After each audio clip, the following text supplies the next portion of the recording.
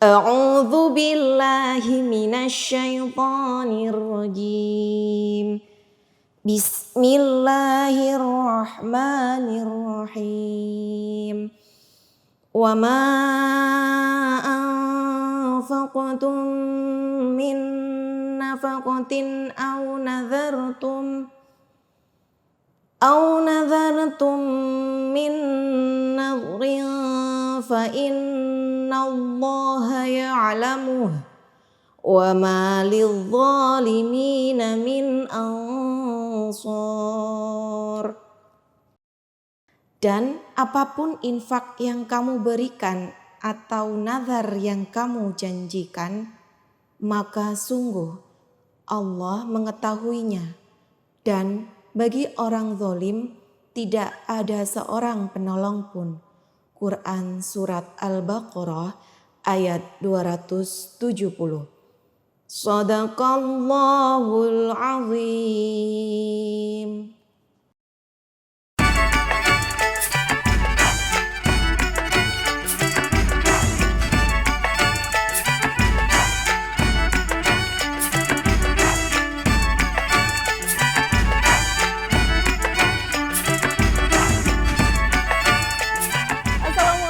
Warahmatullahi wabarakatuh. Alhamdulillahirrabbilalamin. Pagi ini kembali berjumpa lagi dengan kita dalam program Cahaya Pagi. Buka mata, buka hati. Yuk ngaji yuk. Yuk. Adik-adik sekalian, senang sekali rasanya ya Kak Rika, kita kembali menjumpai mereka di mungkin adik-adik baru bangun atau mungkin sudah sholat subuh alhamdulillah, atau mungkin ada beberapa yang sudah sarapan nih pagi ini. Kak Rika, apa kabar sih? Baik Kak Tania, alhamdulillah. Kalau saya lihat sampingnya Kak Rika ini ada yang semeringah banget, bajunya beda kayak hari-hari sebelumnya. Masya Allah cantik. Mau kemana pagi ini Mulia? Aku itu loh mau jalan-jalan, jogging. Oh jogging. Oh nggak ngajak-ngajak sih kemarin? Nah aku diajak sama temenku. Oh mana temennya sekarang Mulia? Kak Ono. Waduh. Kemana ada temennya? Kak ngerti, aku koyo ditujui, aku di-prank. Oh di prank. Di prank. Udah terlanjur janji jogging, ternyata di prank ya Mulia? Wah, ini cocok nih sama topik kita pagi ini loh adik-adik yang ada di rumah, yaitu janji itu harus ditepati. Kira-kira seperti apa sih kisah yang bisa kita ambil di pagi hari ini? Kita langsung dengarkan dulu yuk cerita dari Kak Rika. Apa kabar kawan-kawan semua? Baik. Apa kabar sahabatku semua? Baik. Semoga Allah selalu menjaga agamamu, keluarga dan juga saudaramu. Amin. Semoga Allah selalu menjaga agamamu, keluarga dan juga saudaramu. Amin. Assalamualaikum warahmatullahi wabarakatuh. Waalaikumsalam warahmatullahi wabarakatuh. Alhamdulillahirabbil alamin wa bihi nasta'in ala umurid dunya waddin wa ala alihi wa sahbihi ajmain. Asyhadu an la ilaha illallah wa asyhadu anna Muhammadar Rasulullah. La nabiyya ba'dah, amma ba'du. Sehat? Sehat. Tapi hatiku sakit. Loh, kenapa hatinya sakit? Aku ditohongin. Dibohongin siapa? Temenku ngajak janjian nang kene nang taman kene, gak teko. Gak dateng. Udah janjian betul di sini, tamannya di sini. Heeh, tapi dia nggak datang. Entar ikut tujuan. Oh, temannya. Coba ditunggu lagi ya, sebentar lagi ya. Masih panas loh. Oh, sudah panas. Oke, berkaitan dengan Mulia yang diprank sama temennya karena nggak datang buat jogging. Kak Rika punya satu kisah buat teman-teman. Sudah siap? Duduk. Ayo. Anak Solih, lomba duduk rapi-rapian. Kakinya dilipat. Tangannya boleh pegang pensil, boleh pegang bolpen, boleh pegang HP buat menulis, boleh juga Pegang sotel. kok pegang sotel, ibunya lahan pegang sotel, gak usah. Duduk yang rapi, yang sudah mandi, wah pinter, hebat, ganteng, cantik. Yang masih kepet, ayo mandi dulu ya, biar temennya enak dilihat, harum.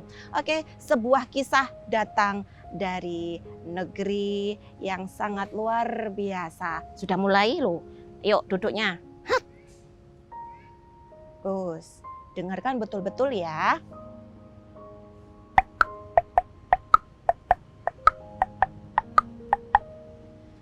Seekor kuda, di atasnya ada orang yang sedang menaikinya. Dia bernama Abu Abdillah Al-Qalanisi. Zaman dahulu belum ada tas. Menggunakan kain untuk menutup, digunakan menggantikan tas terbuat dari kain, ditaruh di tangan, dan dia menunggangi kuda, tapi sampai di sebuah dermaga. Kudanya tidak bisa lanjut. Kudanya ditambatkan di sebuah tempat. Dia berjalan menghampiri sebuah perahu. Perahu itu ada orang-orang yang sudah mau ikut naik, mau nyebrang. Kemana kira-kira Abu Abdillah ya? Ngapain sih? Di dalam tasnya berisi buku-buku. Dia mau belajar ke sebuah negeri seberang yang harus melewati laut. Di dalam kapal sudah beberapa orang. Weh, ayo ndang budal. Iki lo, wis akeh. Ayo ndi Pak Nakoda iki kok ora ketok iki ning ndi? Sik, enteni, aku ya melu numpak. Sik Pak. Ada yang datang satu persatu sampai perahu itu penuh dengan beberapa orang. Abu Abdillah juga ikut naik ke dalam perahu. Dia duduk dengan tenang, tapi tidak lupa membaca doa naik kendaraan. Masih ingat?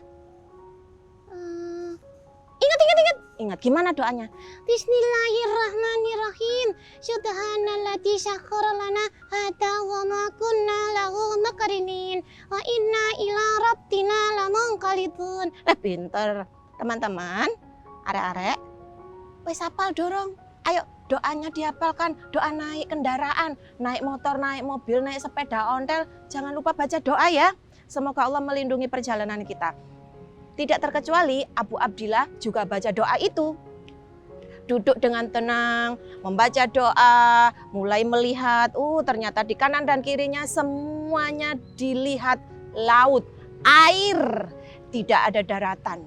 Berangkatlah kapal itu dan sampailah di sebuah tengah-tengah. Kapalnya mulai oleng nih. Enak. Kok enak? Goyang-goyang. Oh iya, goyang-goyang. Dari atas langit, langitnya mendung, gelap, petir bergemuruh, cedar. Semua kebingungan, hujan turun dengan deras. Semuanya berlindung menggunakan alat apa adanya sebagai payung. Abu Abdillah pun menutupi buku-bukunya dengan tubuhnya sebisanya. Zaman dahulu belum ada jas hujan, belum ada payung, dengan tubuhnya ditutupin. Dan ketika perjalanan itu semakin jauh, ombaknya semakin meninggi, menggulung-gulung, dan Pak Nahkodanya mulai mengisyaratkan, "Oi, para penumpang, pegangan." Ayo teman-teman di rumah pegangan, gocean, ayo ben gak ceblok nang laut. Semua berpegangan. Abu Abdillah juga dia mulai berzikir terus-menerus bibirnya supaya tidak terjatuh ke laut. Bergoyang-goyang semakin kencang. Apa kata nahkodanya? "Oi, badai datang! Badai!" Semua semakin ketakutan dan ada yang punya ide.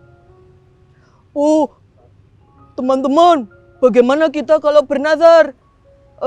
Aku berjanji, ya Allah, kalau aku selamat dari kapal ini, aku akan bersedekah sebanyak-banyaknya.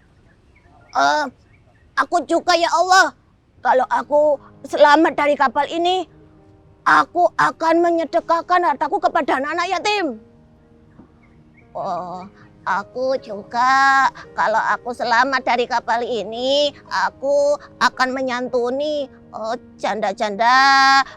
Aku akan menyantuni orang-orang yang tidak punya uang. Ya Allah, tolong kami ya Allah. Semuanya sudah mengucapkan nazarnya, mengucapkan janjinya kepada Allah, semuanya sudah. Tapi ada satu orang yang belum. Siapa itu? Abu Abdillah yang belum. Lalu orang-orang yang dia dalam kapal meminta dia, Kamu anak muda, kamu kan sepertinya pintar. Kamu harus juga ikut berjanji supaya kita dilindungi sama Allah. Kapal ini biar gak oleng. Supaya kita bisa selamat. aku tidak perlu berjanji sama Allah. Karena semuanya sudah dicukupi sama Allah. Aku tidak usah bernazar ya. Tidak bisa. Semuanya sudah bernadar. Kamu juga harus ikut bernadar. Kalau enggak nanti, gimana kita? Itu badai datang. Ayo segera bernadar. Kamu segera bernadar juga. Baiklah, aku akan bernadar.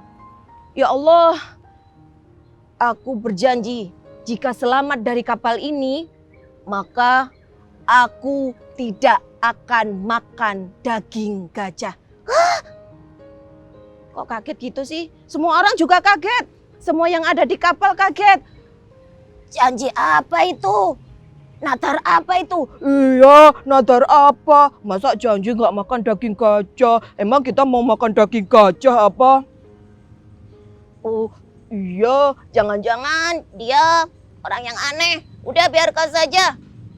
Kapal pun semakin terombang-ambing, terkena petir, dan kemudian pecahlah kapal. Orang-orang pun sudah bersiap membawa barang sebisanya, mengapung-ngapung di atas air, sampailah mereka berenang-renang dengan sekuat tenaga di sebuah pulau yang tidak berpenghuni. Mereka berenang sampai ke sana dan kelelahan. Jalane ngesot, jalane ngerayap, sampai-sampai mereka pun putus asa. Aduh, haus. Kalau minum air laut kita bisa mati. Gimana nih? Tidak ada minuman sama sekali di sini. Semua orang sudah kelelahan. Ada sebuah pohon rindang, mereka berjalan sekuat tenaga, beristirahat di bawah pohon. Tidak lama mereka istirahat.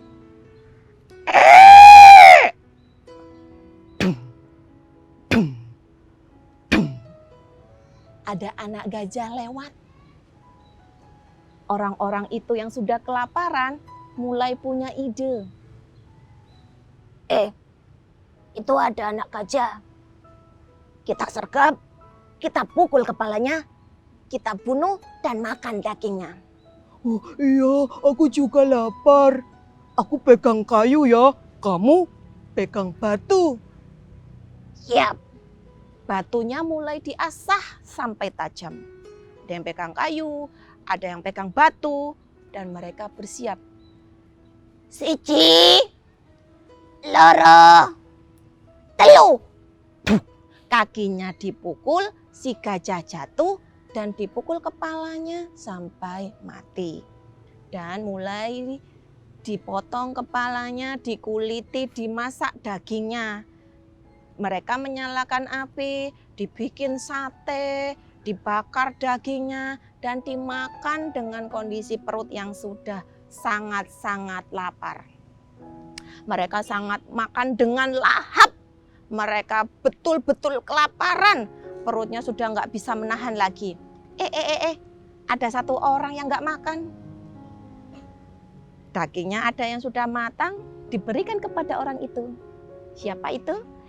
Bener loh, Abu Abdillah Al-Qalani sih dikai daging. Ayo, iki lo, ono daging gajah, panganan daripada engkau mati. Emoh, ndak, aku sudah janji tidak makan daging gajah. Oh, gimana dia? Pasti dia nanti mati. Udah biarkan saja dia. Jarno. Abu Abdillah tetap tidak mau makan. Ketika mereka makan dengan kenyang, perutnya sudah mulai penuh, matanya berat, ngantuklah mereka.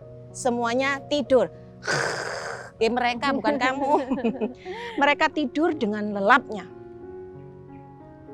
Tapi Abu Abdillah ketika perutnya lapar, mulutnya yang berzikir, ingat kepada Allah, juga diberikan rasa kantuk sama Allah. Dia pun tertidur karena lelah berzikir. Saat mereka tidur,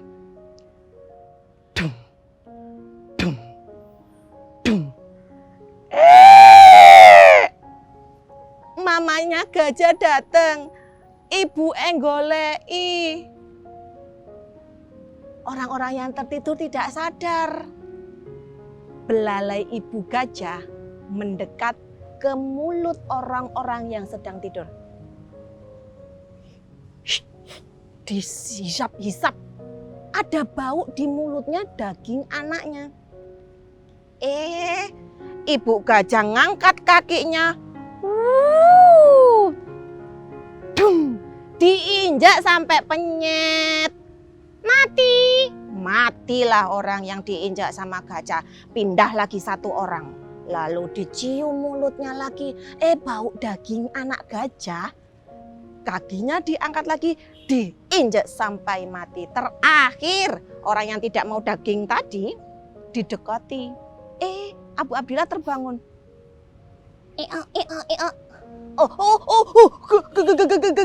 Gaku. Gajah.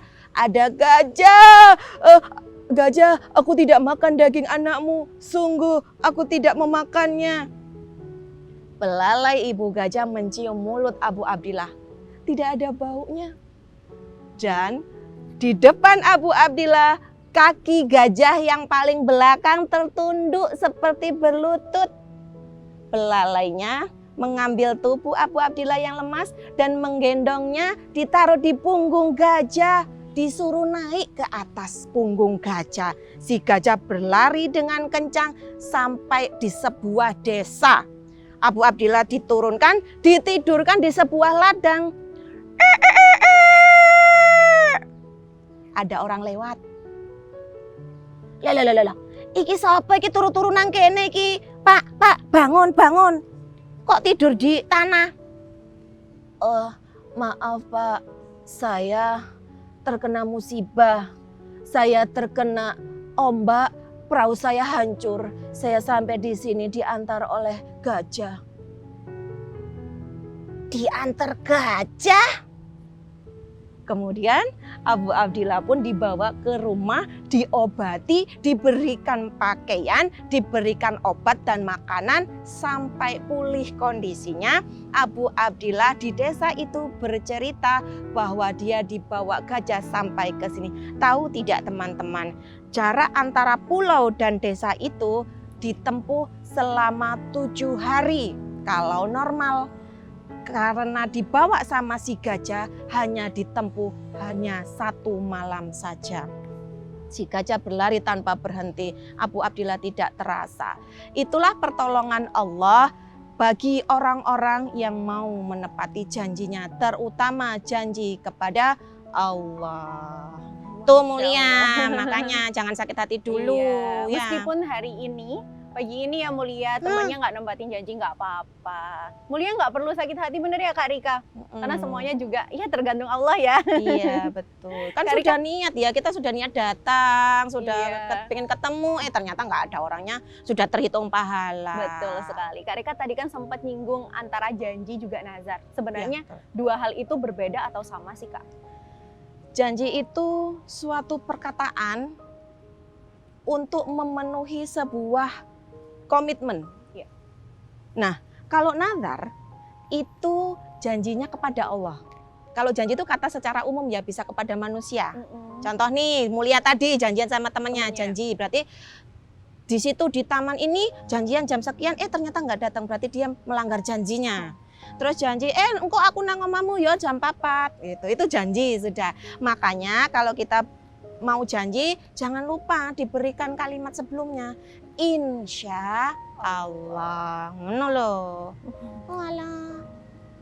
Nah, Kak Rika sebenarnya kan tadi Mulia gak ditepati nih janjinya sama temennya. Kalau begitu tuh termasuk dosa atau enggak sih, Kak? Dosa tak? Oh ya iya loh, karena kan sudah menyakiti hati orang yang pertama, membuat orang kecewa. Makanya jangan mudah untuk berjanji. Kita tidak tahu berapa lama usia kita. Tapi kalau dalam waktu kita itu mau menepati janji, contoh gini, Mulia itu punya janji sama teman. Di tengah perjalanan sudah mau ketemu sama teman, bane bledos, bane bocor, tapi punya keinginan untuk datang. Tapi waktu yang ketemu itu ternyata sudah habis. Nah, itu sudah ada niatan untuk datang, itu bernilai pahala. Tapi kalau tidak dipenuhi, alasan aja ya. Oh, apa namanya tuh, ngeprank itu tadi ya, ngeprank PHP, itu enggak boleh ya. Bisa-bisa orang kecewa, nanti kalau sering PHP, sering ngeprank, nanti teman-temannya menjuluki pembohong.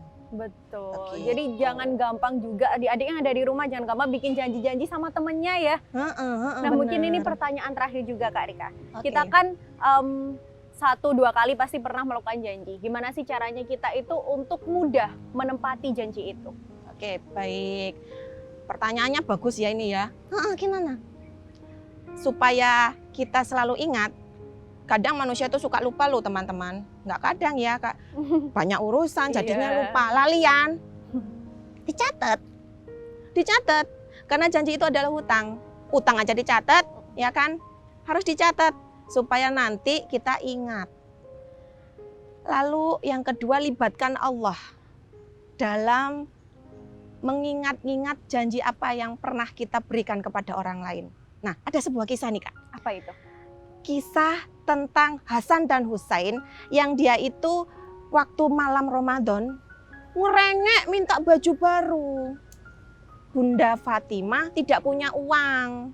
Nah, ketika itu Bunda bilang begini, Hasan, Husain, tidur dulu. Bajunya sudah dibuatkan Bunda di tukang jahit. Itu bundanya bilang begitu. Iya. Padahal nggak punya uang dan memang tidak menjahitkan baju. Tapi Allah itu mendengar. Allah itu mendengar. Seorang putri Rasulullah, ya, putri Rasulullah, dan subhanallah, ketika malam itu ada yang mengetuk pintu. Assalamualaikum. Waalaikumsalam. Dibukakan pintunya. Siapa ya? Saya adalah tukang jahit. Saya membawakan baju kepada anak-anakmu. Dilihat, ada gamis, ada celana, ada sepatu, ada imamah, ada baju baru. Subhanallah, Hasan dan Husain langsung dipanggilkan. Senang sekali mereka.